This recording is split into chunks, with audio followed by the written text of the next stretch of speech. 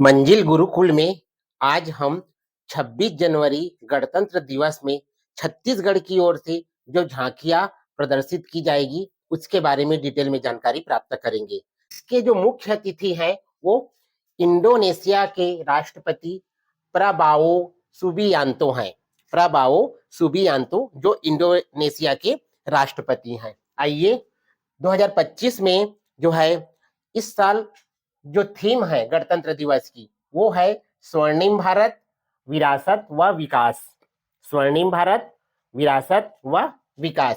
अब छत्तीसगढ़ की झांकी के बारे में, क्योंकि वहां पर प्रत्येक राज्य की अपनी झांकी होती है और उन्हें वहां पर प्रदर्शित किया जाता है। तो सबसे पहले 26 जनवरी क्यों मनाते हैं? क्योंकि इस दिन पूरे भारत में जो है भारत का अपना स्वयं का संविधान लागू हुआ था, अर्थात भारत संप्रभु हुआ, अपना निर्णय स्वयं ले सकता है और अपने देश में जो है संचालन, अपने देश में कानून बनाना और उन्हें लागू करना, इन सब निर्णय जो है वो स्वयं ले सकता है, क्योंकि उनका स्वयं का संविधान जो है पूरी तरह से 26 जनवरी 1950 को लागू हुआ। इसका मतलब है कि गणतंत्र हुआ हमारा देश, हमारा जो लोकतांत्रिक देश है वो लोकतांत्रिक गणराज्य के रूप में जो है 26 जनवरी 1950 को परिभाषित हुआ। इसमें देश के लिए अपना स्वयं का कानून था, साथ ही साथ गणराज्य के रूप में स्थापित करने के कारण ही 26 जनवरी को गणतंत्र दिवस के रूप में मनाते हैं।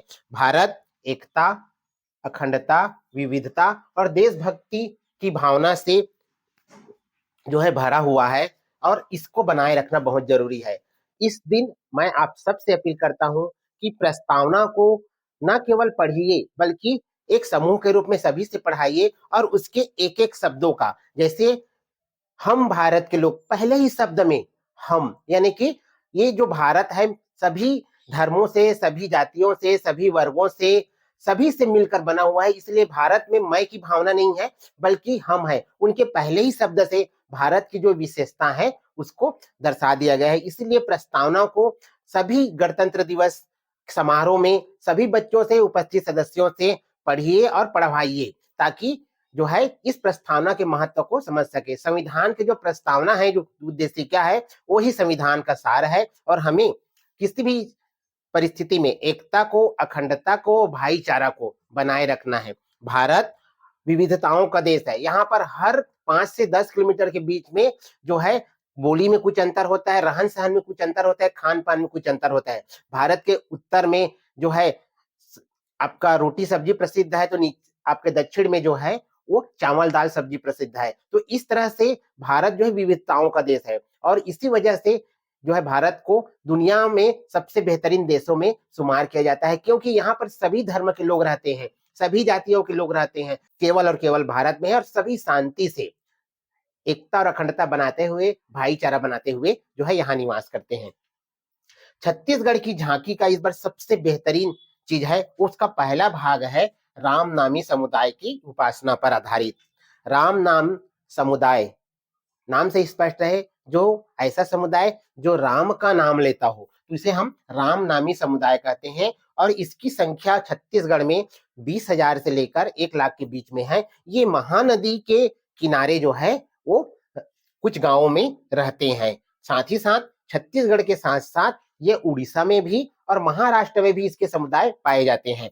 तो ये जो रामनामी समुदाय है, इस जो भगवान राम की उपासना करता है, लेकिन भगवान राम के निराकर निराकार राम की भक्ति करता है, अर्थात उसका आकार नहीं होता, निराकार परब्रह्म है, उस राम की भक्ति को दर्शाता है। ये जो राम नामी होते हैं वो अपने पूरे शरीर पर जो है राम राम शब्द को गुदवाते हैं, जिसे हम गोदना गोदने कहते हैं, तो गुदवाते हैं। साथ ही साथ जो है ये साल जिसमें राम नाम अंकित रहता है उसको धारण करते हैं, घुंघरू धारण करते हैं। साथ ही साथ उन पे जो मयूर का एक टोपी होता है, पारंपरिक जो टोपी होता है उसको धारण करते हैं। तो इस बार छत्तीसगढ़ की झांकी का पहला भाग है राम नामी समुदाय के उपासना पर आधारित, जो निराकार राम की भक्ति करते हैं। उसका बीच का भाग है जो हमारी छत्तीसगढ़ आदिवासी परंपराएं हैं, छत्तीसगढ़ के पहनावे हैं, पारंपरिक आभूषण है,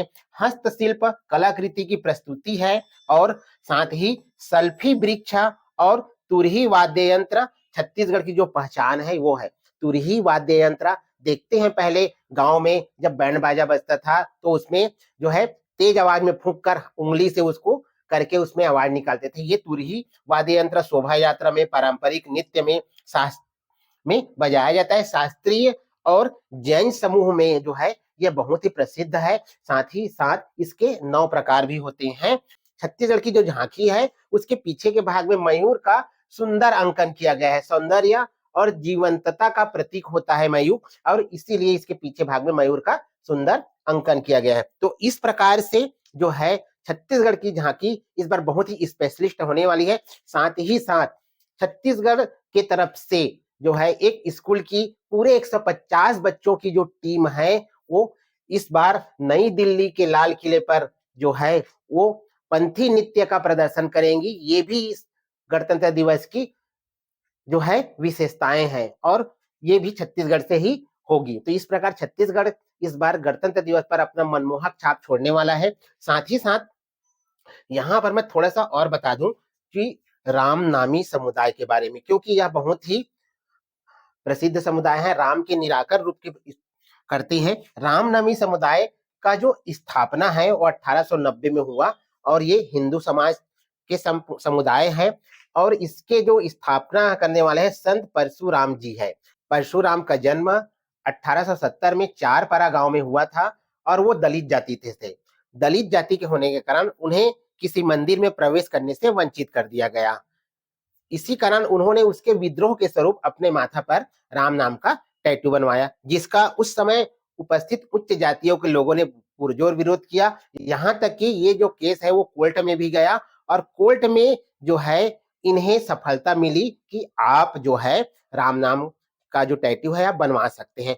वहीं से इस संप्रदाय में जो है रामनामी समुदाय या संप्रदाय का आगाज हुआ, और इस तरह से इसके प्रथम जो स्थापना है जिसका श्रेय है वो संत परशुराम को जाते हैं। और उसी के साथ साथ जो है रामनामी समुदाय जो है अपने पूरे बॉडी पर राम नाम का गुदना गुदवाते हैं, साल पहनते हैं, और मयूर का टोपी लगा रहता है वो रखते हैं। साथ ही साथ जो है जो व्यक्ति पूरे शरीर पर, बॉडी पर गुदना गुदवाता है उसे पूर्ण नासी भी कहते हैं। पूर्ण नासी। रामनवमी समुदाय जो है वो दिसंबर या जनवरी के अंत में जो है रायपुर सरसीवा में 3 दिन का भजन करवाते हैं, जिसमें जो है भजन मेला होता है, जिसमें जय स्तंभ पर सफेद रंग की जो है जो लपेटे जाते हैं। साथ ही साथ रामचरितमानस के मंत्र का उपचार होता है। तो 3 दिन तक यह मेला रखता है। इस प्रकार इस बार छत्तीसगढ़ की झांकी में रामनामी समुदाय के उपासना पर आधारित है, उसे ही इसमें जो है रखा गया है, जो हमारे छत्तीसगढ़ के रामनामी समुदाय के लिए बहुत गर्व की बात है। तो यह वीडियो कैसा लगा दोस्तों जरूर बताइएगा, और टीके महंत मंजिल गुरुकुल के तरफ से आप सभी को 26 जनवरी गणतंत्र दिवस की हार्दिक शुभकामनाएं। मैं आपको स्पष्ट बता दूं, आज हम जो भी जहां पर भी खड़े हुए हैं, आज सब पढ़ाई के क्षेत्र में हर वर्ग आगे बढ़ रहा है, सबको समान अधिकार मिल रहा है, सबको मौका मिल रहा है, और हमारे जन्म से लेकर हमारे मृत्यु तक के एक एक पल में संविधान के नियम का पालन होता है। संविधान एक ऐसा ग्रंथ है जो जन्म से पहले और मृत्यु के बाद भी हमारा काम आता है। इसीलिए संविधान का हमेशा सम्मान करना चाहिए, क्योंकि संविधान हमें हर जगह सबको एक साथ बराबरी में खड़े होने का दर्जा देता है, और जो है हमें हर वो परिस्थिति में जो है सपोर्ट करता है जहां हमें कोई रोकना चाहता है। इसलिए संविधान की हमेशा, खासकर मैं महिलाओं को बोलूंगा, महिलाओं के लिए जितना भी कानून बना है, आज महिलाएं जितने भी आगे हैं, वो सब जो है संविधान के वजह से हैं। आपके हर क्षेत्र में आपको सुरक्षा प्रदान करने से लेकर आपको जो है आगे बढ़ने तक केवल और केवल संविधान ही काम आता है। संविधान के नियम का पालन होता है। आप सभी को गणतंत्र दिवस की हार्दिक शुभकामनाएं।